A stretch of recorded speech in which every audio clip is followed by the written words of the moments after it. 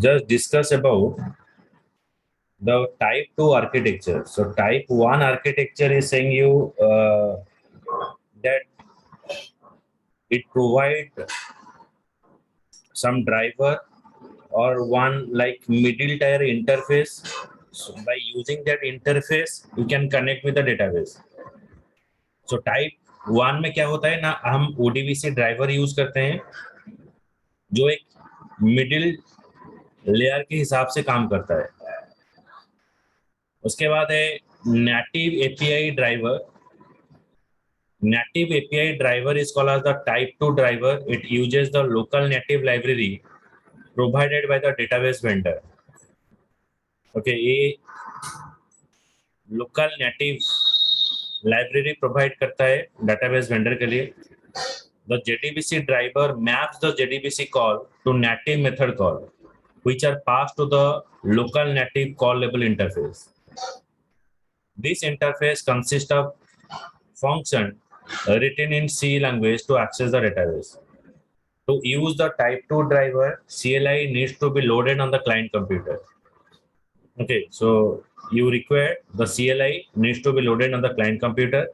Unlike the JDBC ODBC driver, native API driver doesn't have an ODBC intermediate layer. तो native API क्या करता है ना, एक खुद एक फंक्शन प्रोवाइड करता है, कुछ प्रीडिफाइंड फंक्शन वो प्रोवाइड करता है जिस फंक्शन को हम यूज करके हम डेटाबेस से डेटा रिट्राइव कर सकते हैं. So that is native API part, native API driver.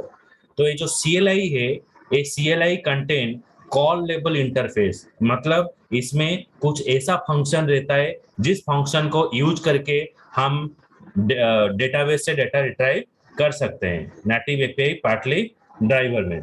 समझ में आया अभिमन्यु? Yes sir. तो इसमें देखिए यहाँ पर क्या होता है टाइप 2 ड्राइवर में,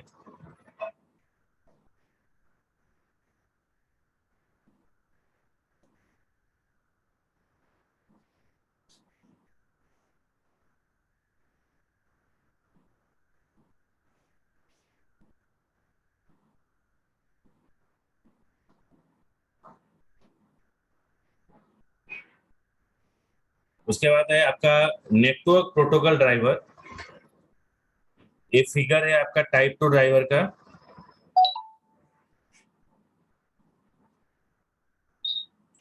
The native API driver is called as the type 2 driver. It uses the local native library provided by the database vendor to access the database. The JDBC driver maps the JDBC call to native method call, which are passed to the local native callable interface. तो ये वाला इसका example देखिए, यहाँ पर एक native database library, एक CLI library use होता है जिसको यूज करके हम डेटाबेस से डाटा रिट्राइव कर सकते हैं. उसके बाद है network protocol driver. The network protocol driver is called as the type 3 driver. The network protocol driver consists of the client and server portion. The client portion contain the pure Java function and server portion contain Java native method. तो यहाँ पर दो part रहता है, एक client part रहता है, एक सर्वर पार्ट रहता है.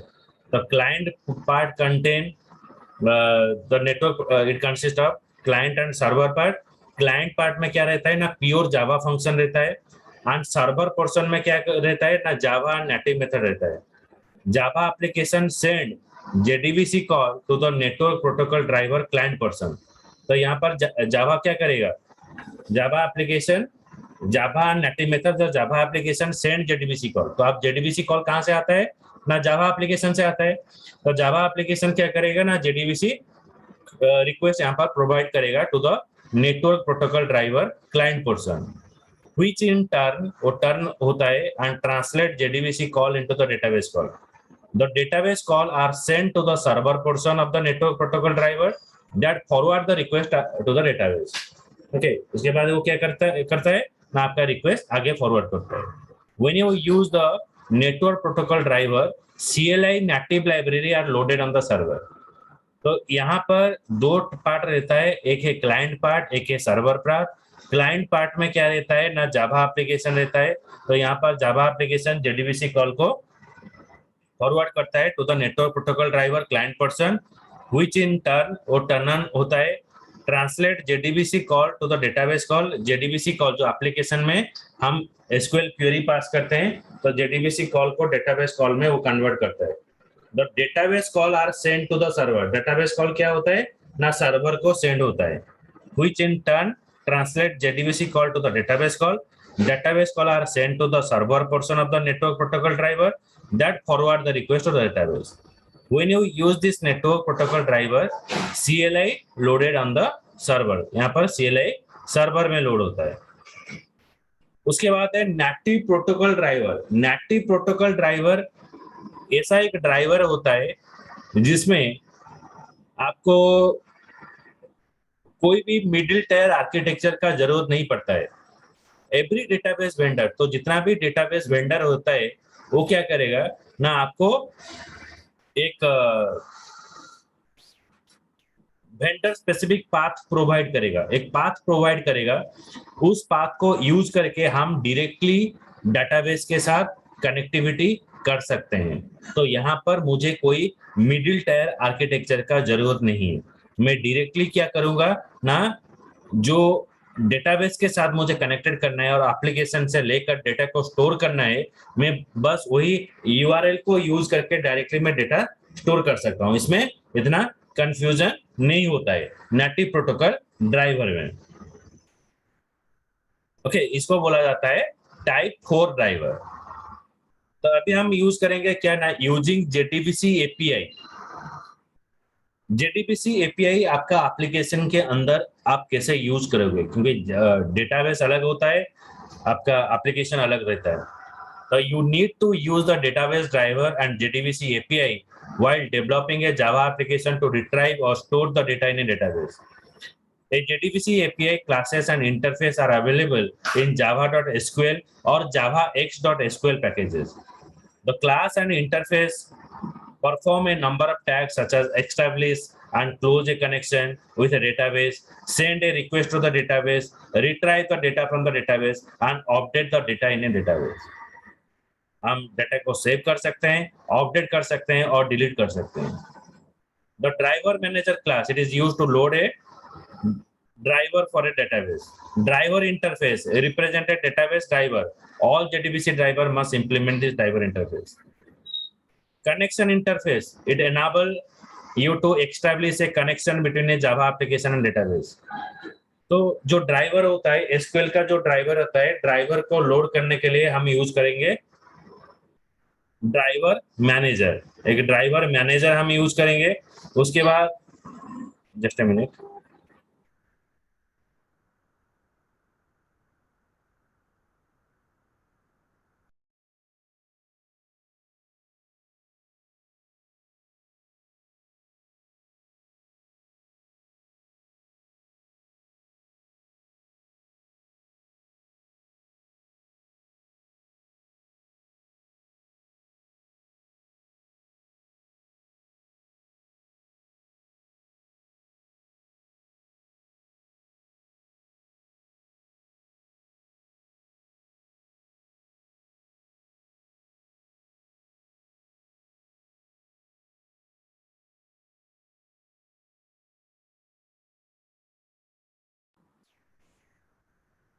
तो डायरेक्टली क्या होगा ना, जावा का जो एप्लीकेशन है आप डायरेक्टली उसको यूज नहीं कर सकते हो।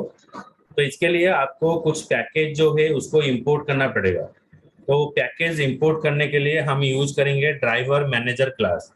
तो driver manager class is use to load a driver for a database.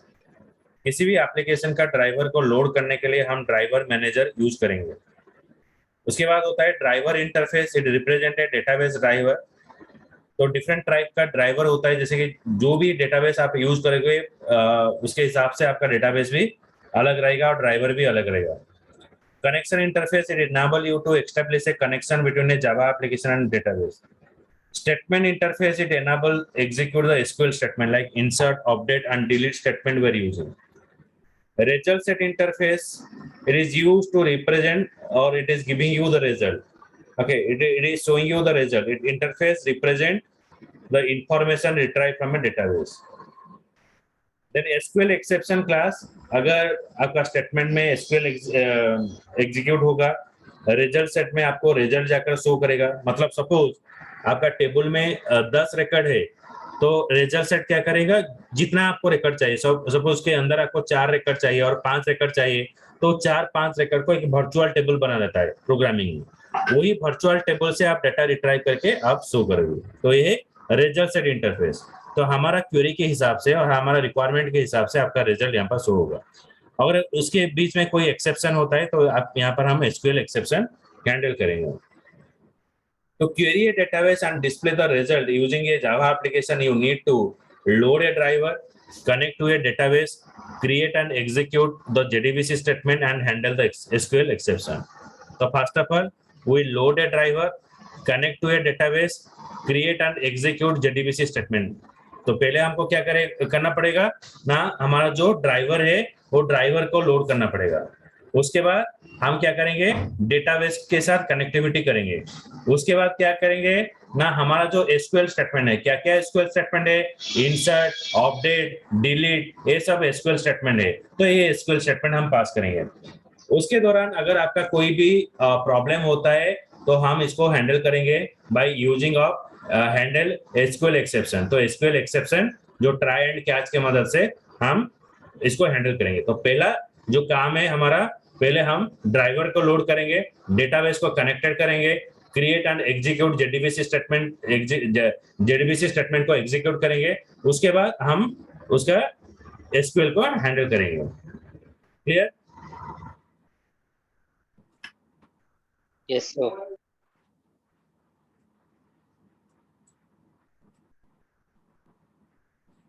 देखो, जो ड्राइवर है, जो एसक्यूएल का ड्राइवर है, उसको लोड करने के लिए हमको दो तरीका यूज करना पड़ेगा। दो मेथड हम यूज करते हैं for loading A driver. First is we're using what for name method, or another is we're using registered driver method. So for name method and registered driver method, these are the two methods we're using for loading a driver. One is like for name method. So for name method is used to what it is used to loading a driver. So class dot for name, package, sub package, okay, driver classes। तो ये जो class dot for name हम use करेंगे क्या, जेटीबीसी ODBC एक driver है, Apache का एक ड्राइवर है, तो ये सारा डिफरेंट ड्राइवर है। तो ये ड्राइवर हम लोड करेंगे क्लास डॉट फॉर नेम में।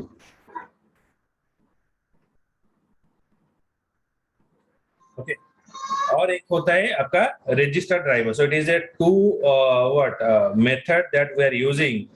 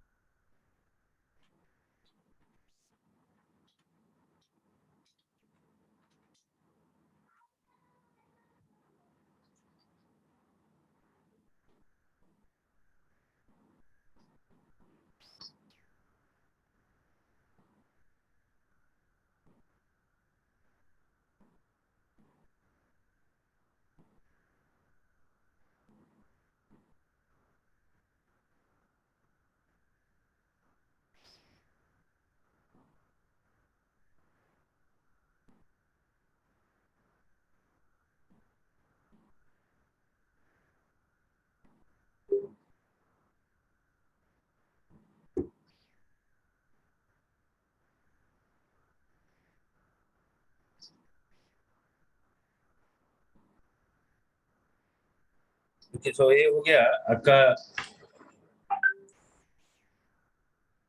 Connectivity regarding coding.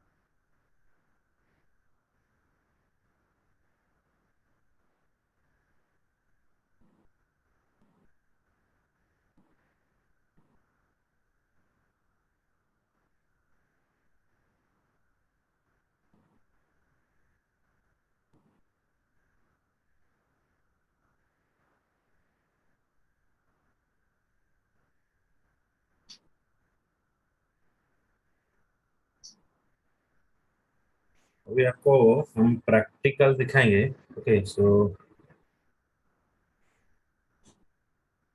टाइम लगेगा, 1 मिनट।